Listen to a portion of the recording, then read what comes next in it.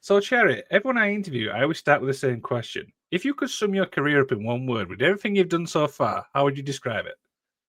Surreal. Surreal. I've heard that one before. Do you want to elaborate?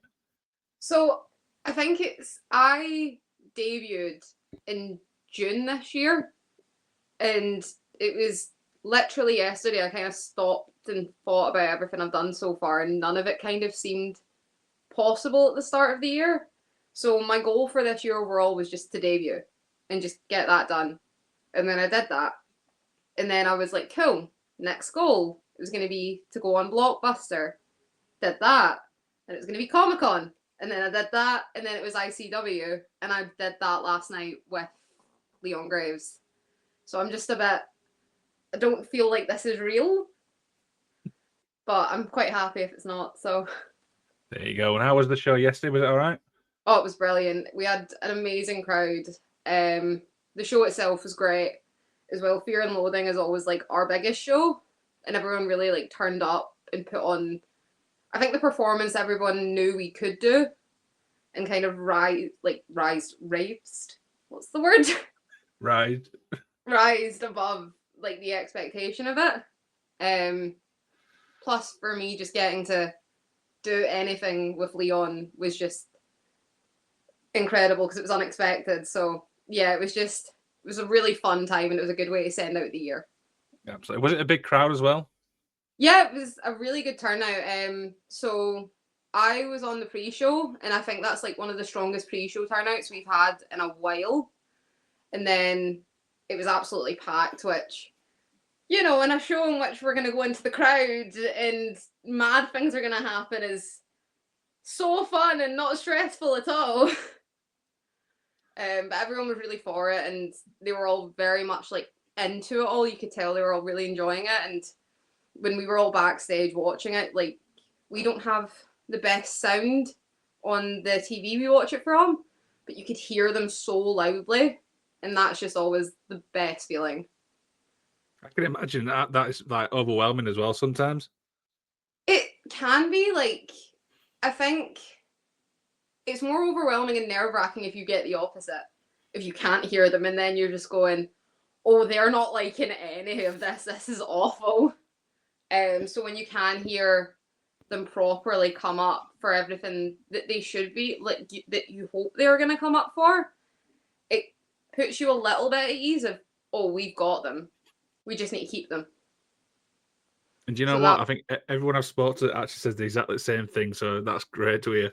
yeah, I know all wrestlers kind of have the same take on that, which is the hard part is getting them. And then once you've got them, you've got to keep them there. But I think if you can get them to that point of everyone's so behind it, then the part of you is like, oh, I want to make it better. I want to see how much I can get them behind this. It's like taking them on like a journey in a way. That's what I always like to describe it as. Oh, it definitely is. Like, I think it's the beauty of what we do is you kind of got the control to be like, oh, I'm going to bring them up and then I'm going to bring them back down, and I'm going to see how much I can play with that, how much I can get them to, for me anyway, like, get them to hate me. Like, I remember it was at Comic Con, I managed to get like a child to not cry. He didn't cry. I may have traumatized him. Oh dear, what did you do? I didn't. Right. So we have inflatable hammers at Blockbuster that are to like hit the bad guys. And to me, if I was a kid and you told me not to do something, I'd do it. And I was like, I saw this kid in the front row, and I was just like, you.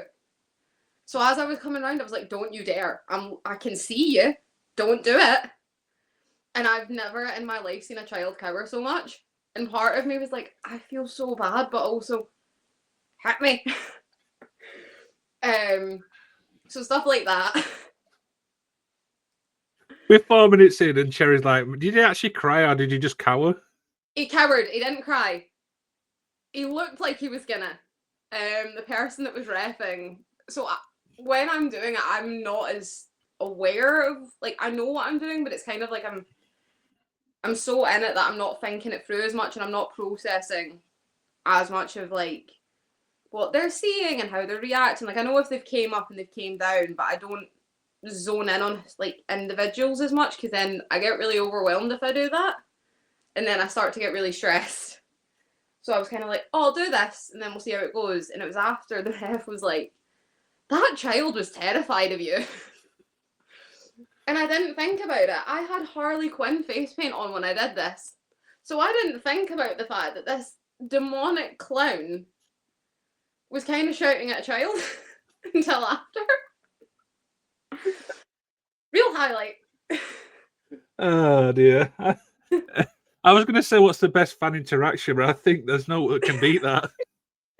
That one is up there. I don't know. We get a lot of regulars that go to like all of our shows, and I think I just like seeing them because they immediately buy it with whatever.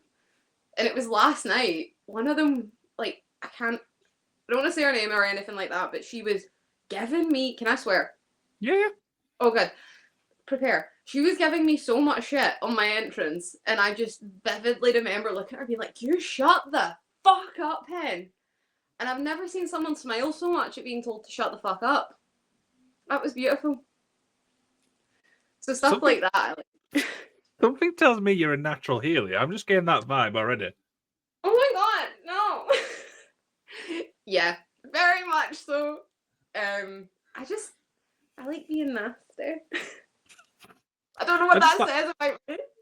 I just like to point out Cherry's not a nasty person. She's really lovely. I think it's easier for me to perform that way. And it's very like, the character is very Bri. She's very 2000s bimbo. So I would be giving people shit and being a bit meaner. And it's kind of just like I don't need to prove I'm better than you. I know I am. So for me, like, that's just, even when I was coming up training and like figuring out the character, that was always the way I would do stuff. Like when I would practice doing the heat, it was always very just naturally, oh, I'm going to be so nasty. And then it was weirdly when I had to be like the good guy in the face that I was just like, how do I do this? What do I do? What do you mean I have to smile at people?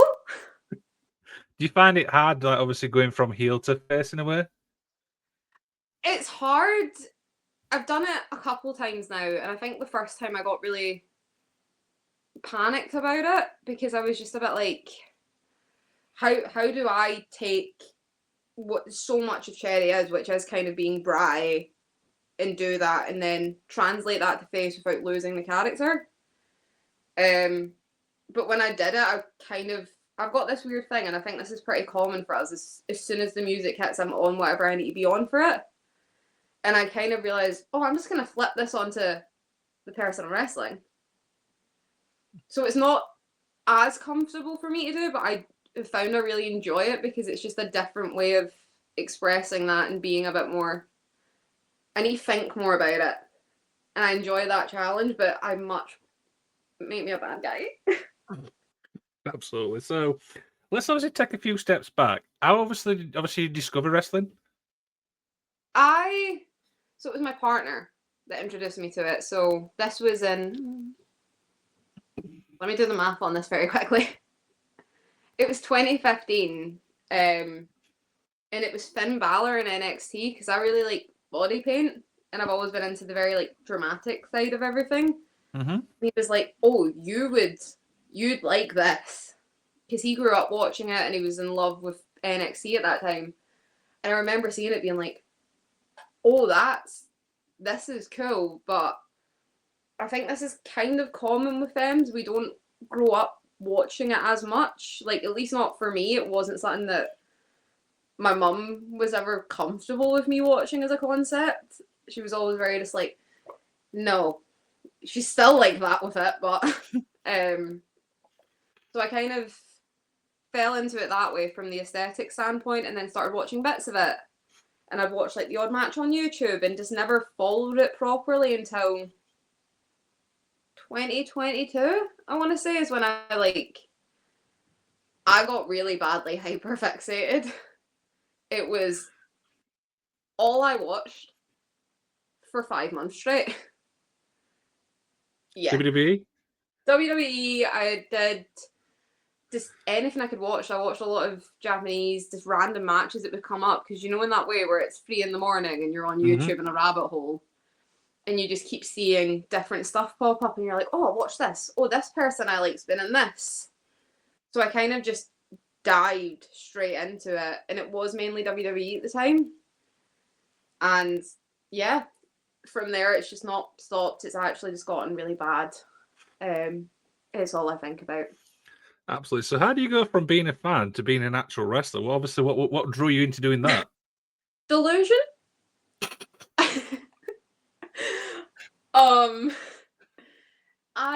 When I get really hyper fixated on stuff, I'm very much like, I want to see if I can do it.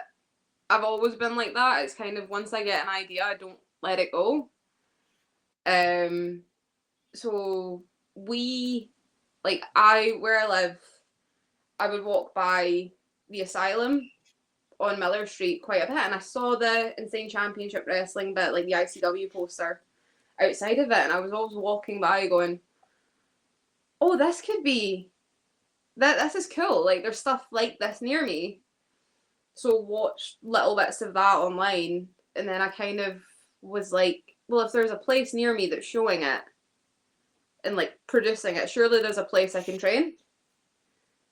And I was starting to get into just fitness in general. Like I was getting more into the gym and stuff like that, and I was kind of wanting to find something, I think, that was a way for me to express myself more in this outlet that could be for me. And I literally Googled online training schools near me, and GPWA came up, and I was like, oh, that's that Insane Championship Wrestling's place. And I emailed, and I think I did my intake in March last year, maybe. It's all a bit of a crazy blur of time. Something round about like start to middle of last year, and it's the best thing I could have done. Just life changing in the best way of it's kind of became my life, but I wouldn't want it any other way. Absolutely. So talk a little bit about obviously that first training session. What was that like for you? Humbling, incredibly humbling. So when you go in, you do, I don't know what it is now, but when I started, it was 100 squats. You do it as like 2 sets of 50, and then 3 sets of 20 sit-ups, push-ups. I think it was just sit-ups and push-ups. Yeah, that. And then you just try and do a forward roll. And you go in thinking, oh, it's going to be bumps and I'm going to be throwing myself around and it's going to be so painful. Learning how to forward roll, one of the hardest things I've ever done in my life. And I remember leaving being like, I don't know if this is for me. Like, what do you mean I can't do a forward roll? But it was terrifying. But then I was also a bit like, there's a group of us that have all done this. And nobody really excelled at it the first time they did it. And I think we just had that moment of, oh, we're all in this. We're all a lot worse than we thought we were. We've not walked in and we're Jeff Hardy or anything. So it wasn't what I thought it would be. But it was also just like, it kind of lit a fire of, no, I'm better than being unable to stand up from a roll. So yeah. Brilliant. So one of the things obviously which sticks out for me, obviously with yourself, is the Cherry Knox character. Talk about obviously developing that and where it is now. So Cherry came from like, this is going to sound so stupid. I started getting my nails done while I was still training. And I was starting to, there's a point to this, I promise. So I started doing that, and as I was like learning how to do heat and these little things, and I would work in mannerisms that came from my talons. And she kind of came from this point of leaning into everything girly and 2000s bimbo culture, because that's something I've kind of always loved, but was always really scared to do and explore. I think for me it was just I'm goth, I can't like all that girly stuff. Ugh. And then I was like, no, I kind of want to. And then I started doing the nails, doing the glitter, and I was trying to figure out what I would be wrestling. Like, there's kind of a pathway for, like, the stereotypical pathway for goths, which is the scary character that's supernatural or something like that. And I was trying to do that, but it's just not in my kind of wheelhouse.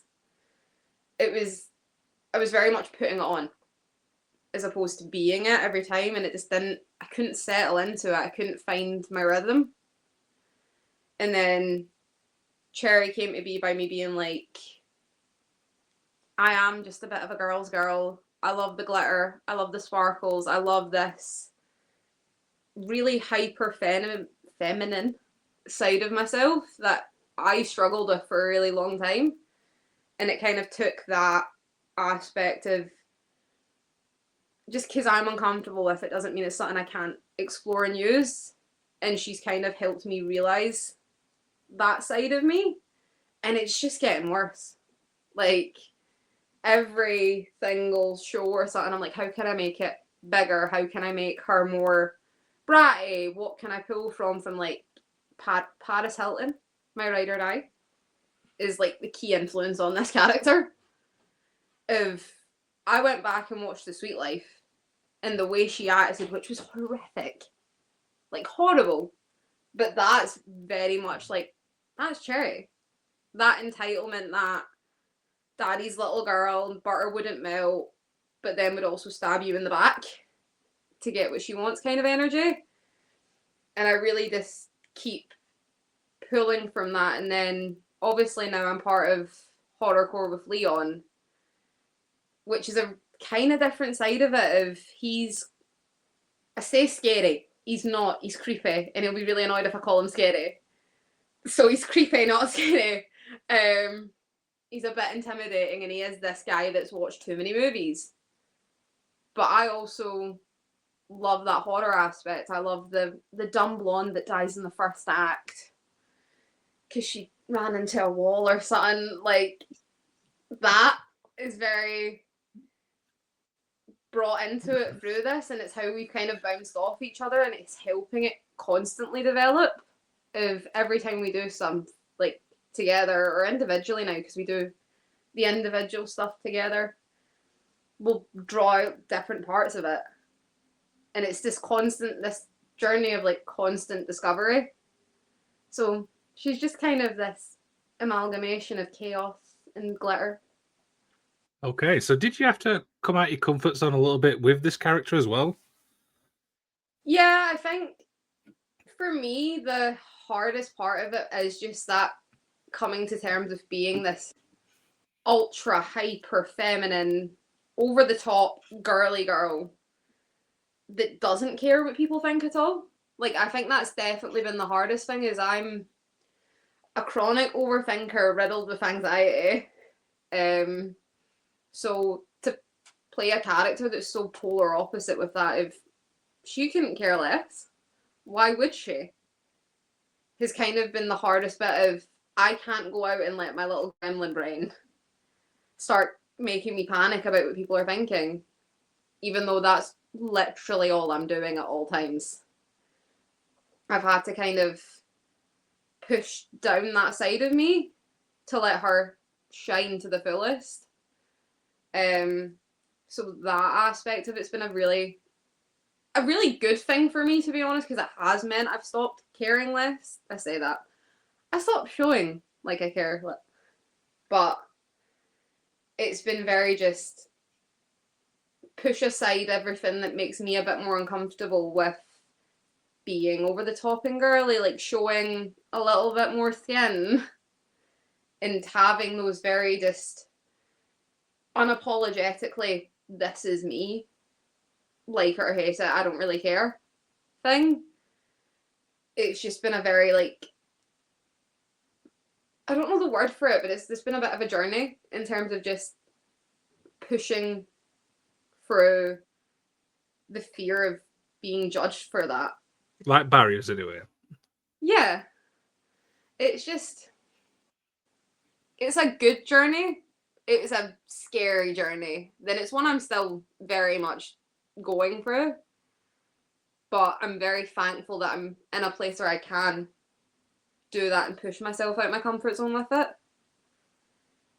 Because I am just constantly seeing how far I can go through, like, what I've set up in my own head is, oh no, that's too much. That's far too much. You can't go there. Whereas now, what me 6 months ago thought would be too much to do is easy in my sleep. And that's because of being comfortable making myself uncomfortable with this character. I don't know if that makes sense. I'm a really bad rambler, so... No, it kind of leads back to what you said earlier. Do you know, pushing yourself out that comfort zone, making things work to a point? Yeah, it's very that. It is very just that. I think to do anything well, you have to be willing to make yourself uncomfortable and push past your own, not expectation, but your own kind of idea of what you're capable of. And that's the only way you kind of get anywhere doing any of this. Like, I'm a firm believer that the minute you kind of settle into, I don't know, what's the word? Comfortability? Comfort zone? Comfort, thank you. The minute you settle into that, you stop progressing. So that's been a big thing. Yeah, absolutely. So this next question is might stump you a little bit, but it's not designed to. I ask a lot of people this. For people who's not familiar with Cherry Knox, why should they go check you out? This is the way to promote yourself. Oh, okay. Do you like hot goths? I'm just gonna say it. I would say with Cherry, you get something that's not the most seen, which is this goth bimbo. Like, whether that's good or bad side of it, like, you will get this character that she might make you cry. Can't work, kids. I'm not sorry about it. But you will get an entertaining time if you will get this over-the-top personality that is just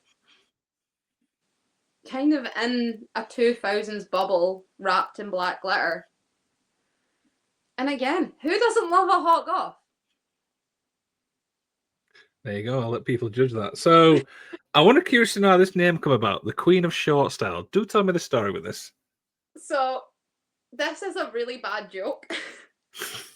I am 5'3", which is below average height, and all of the guys at training are tall, and they all like to point out the fact that I'm short, and I am short, and I was kind of uncomfortable with that for a while. I used to want to be really tall. Don't know why. So I kind of was just thinking of gimmick names, and the way I wrestle is very rooted in strong style. And I can't remember who said it to me as a joke. Like, obviously a bit of like a banter dig at my height of, oh, short style. Oh, I'm using short style. So Queen of Short Style is birthed out of a dig at my height and the fact I kick people. I love the fact that Jimmy's a little joke, but it's stuck. Do you know what I mean?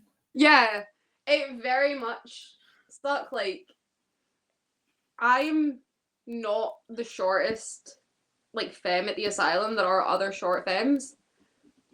We are generally all pretty low down, is the way I put it. But it is. I'm standing next to Leon a lot of the time, who is 6'2" or something, giant prick. And I'm constantly just having a laugh about the fact that I can't reach anything. Should we have an image? I've got an image. Shall I get the image up? Yeah. Give me a second. Let me load my Instagram. Oh, God.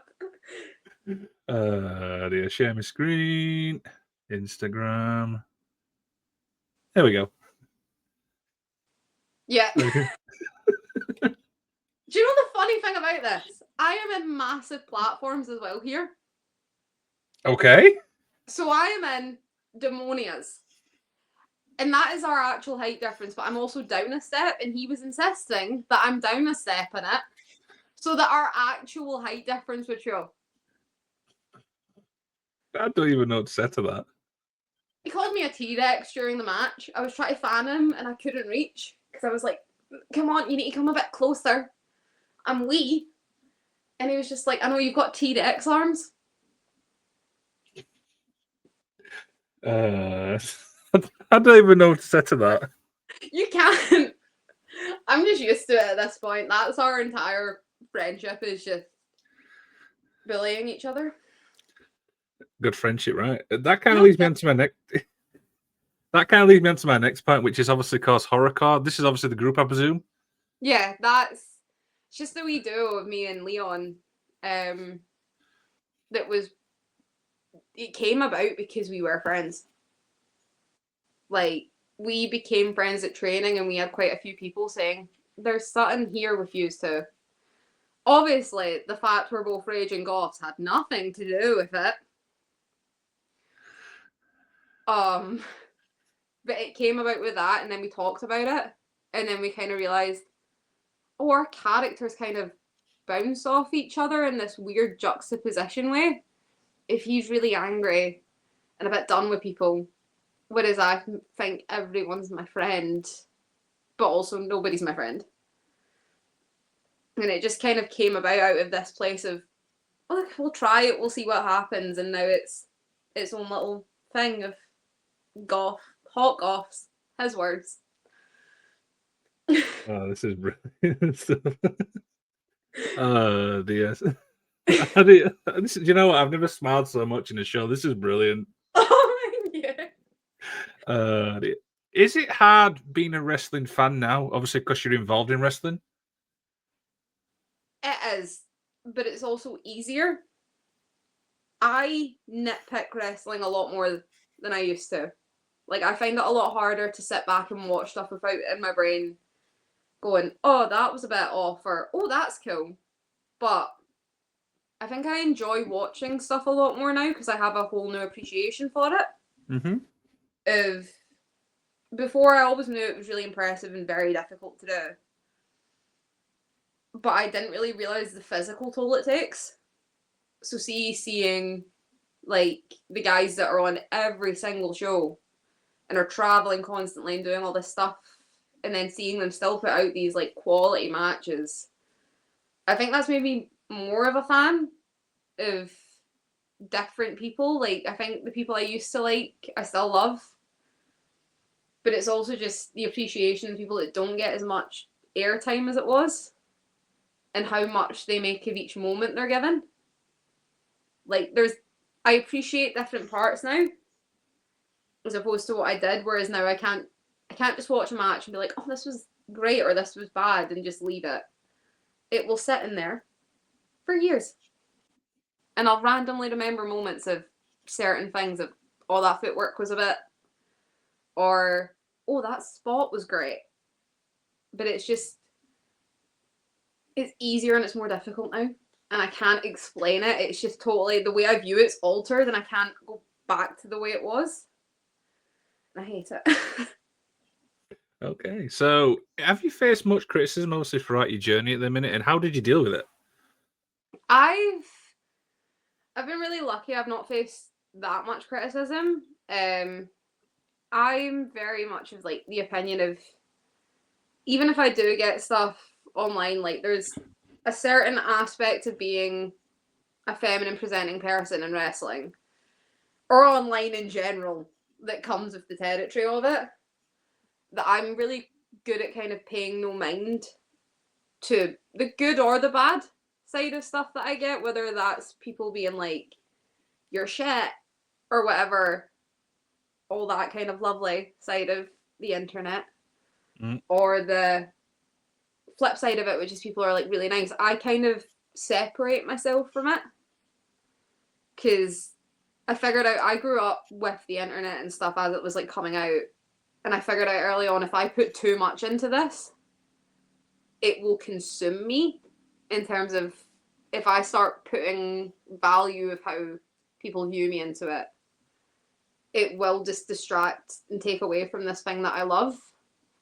Whether that's people that have never done it a day in their life saying, oh, this looks shit. You do it then. I said the exactly same thing. Yeah, like, if you're so convinced you can do it, better try. But I'm very much water off a duck's back with it all.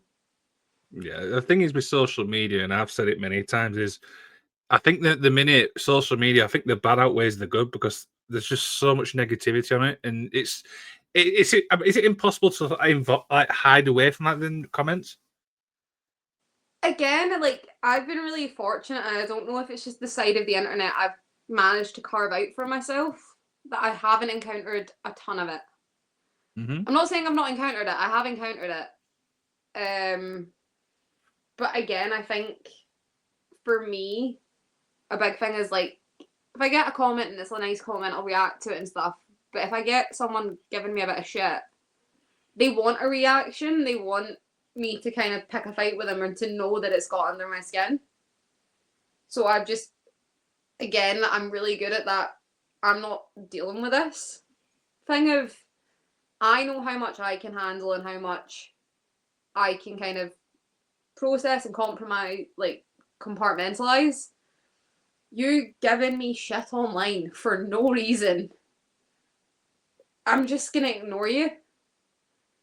Or, my personal favourite, have a laugh about it. Like, that's something I really like to do, is just, I'm a firm believer if you don't laugh, you'll cry. So if I do get stuff like that, I'm screenshotting it and I'm putting it in a group chat and we're laughing at you. Sorry. I mean, I admire the honesty.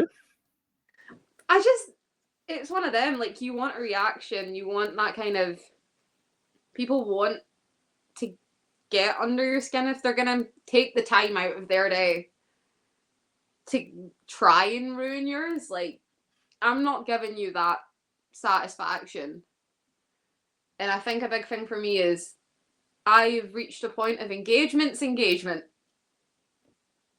So I don't care. Like, I know it's a bit of a cop out to be like, I don't care, but I'm really lucky that it just doesn't affect me. And I know that is a rare thing in today's world, to have that kind of, I'm not letting this ruin my day. No, exactly, and stuff like that. So, throughout obviously your whole career and stuff like that, what's the best piece of advice you've been given? Oh, that's I think the main one that like sticks out, and this has been said to me by like a few people, which is, you get better by working better people. Mm-hmm. Like, even if it's in like a training match capacity, working with people that are done this for even a little bit longer, you learn something from each one. And I think it was Jack Morris said it, because he's one of our coaches every now and then. He said, he's like, the only way you will get better is by working people who are far better than you, because it will bring you back down. And I think that is something that's very constant in my brain, is just that if I want to go as far with this as I physically can and get to however high the heights that I can get to are and put on the best stuff I can, the only way I can do that is by being in a position to work people better than me, even in a training capacity, which thankfully we are really fortunate to do. Stuff like that. Like, our match night coach is Mark Coffey, and he pushes the fuck out you if he knows, if you've got complacent 2 weeks in a row. Mm-hmm. No, you're not getting away with it.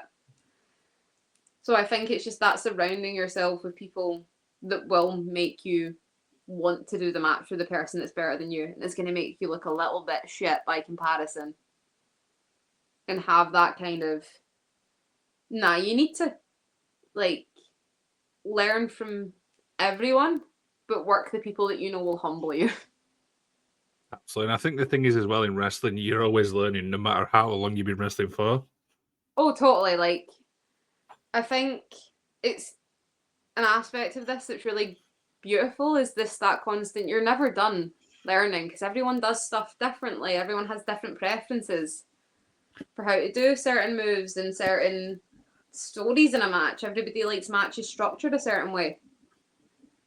Everybody works slightly differently. People plan stuff in different manners. Like, you're constantly having to adapt and learn. And if you aren't doing that, I don't think you love it. I think you've got to have that willingness to kind of be like, cool, what are we doing this week? I have no idea what I'm doing anymore. Like, total open-mindedness. And how do you prepare for a match yourself? Panic attacks. I'm gonna be honest. I don't have the best pre-match kind of get into it. I have a playlist, and it is my Cherry Knox playlist, and it's songs that have her vibe. Because I'm very like rooted in music, and I'll put that on while I do my makeup.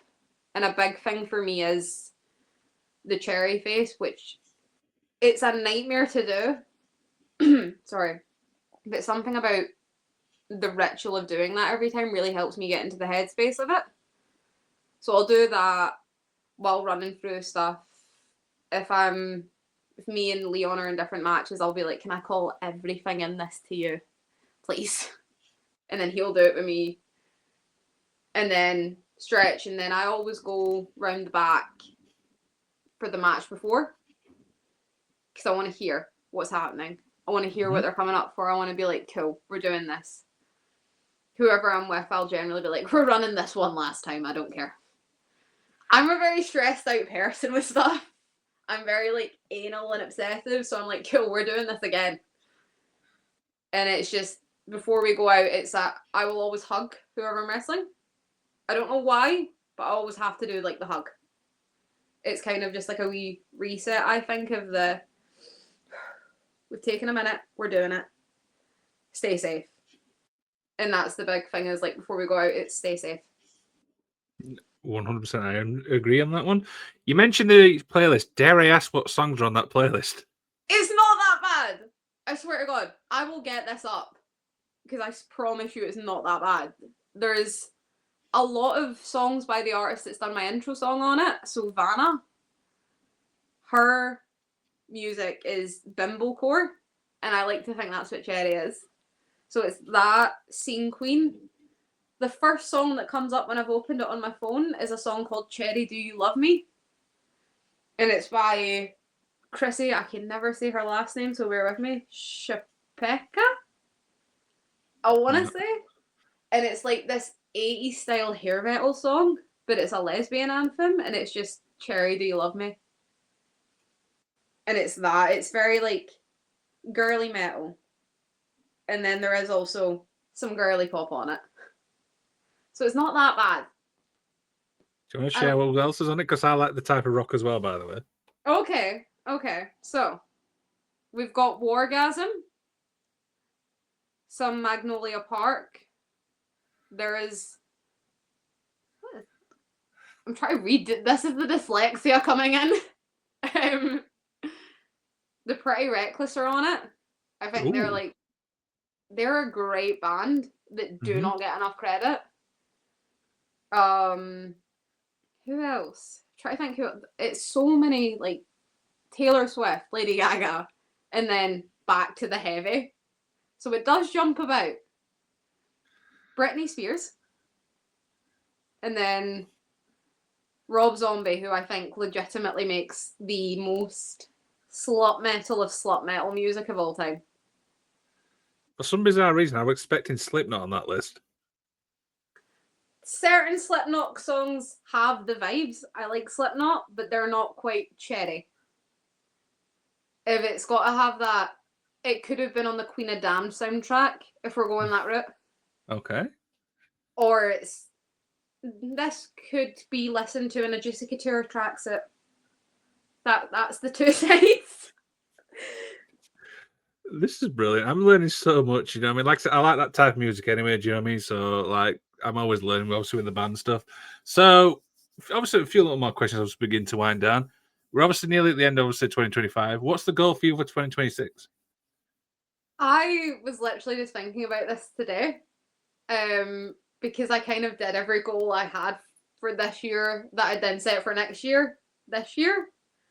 So, I think a big one for me is I want to wrestle on ICW. That's I'd say that's like my main one.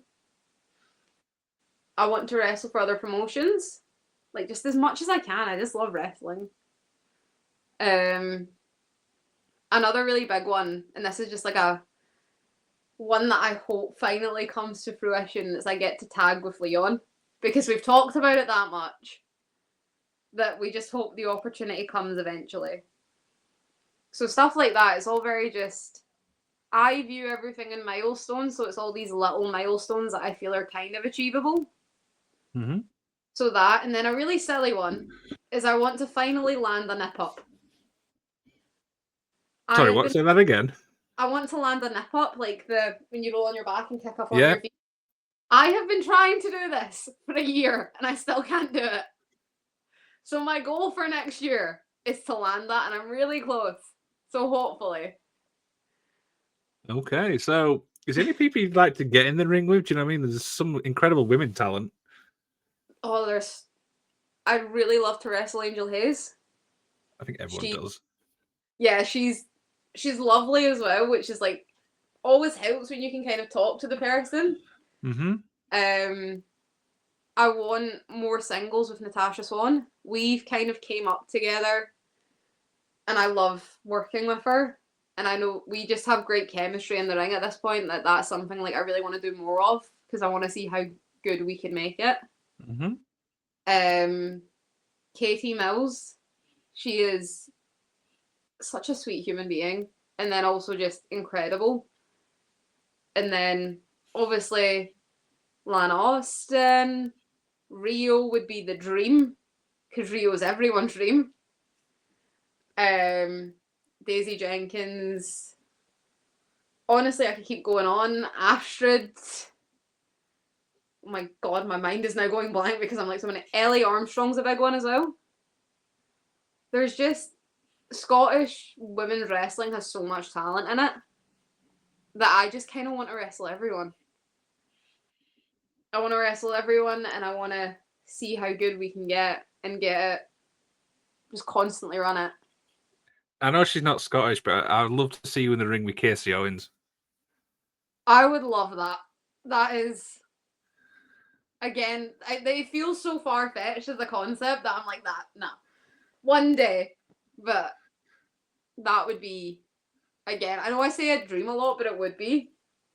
Because it's just, it goes back to that whole thing of this little life is surreal.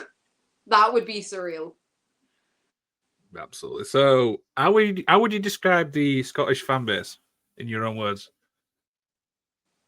I need to watch my words here. No, they're insane in the best way. Like, we have such a core group of fans at ICW that go to every single show, every single blockbuster show. They'll come to the showcases that we do. They are so loyal and so supportive, and it's just, I know like Scottish people are known for how good their crowds are, but they are just next level in terms of they are for you. They want you to do the best you can, and they will do everything they can to help you with that, and they enjoy it, which makes it even better. Or I've not heard they don't. They say they enjoy it. Could this be lying to me? Is that before or after you making people like Cower? It was one child. One child. Sorry, I wanted to say it throughout. Oh, I'm never living this down. You traumatize one child. Yep, and then you get hit. Cherry, it's been an absolute blast. Hope you've enjoyed yourself today. I have. Thank you so much.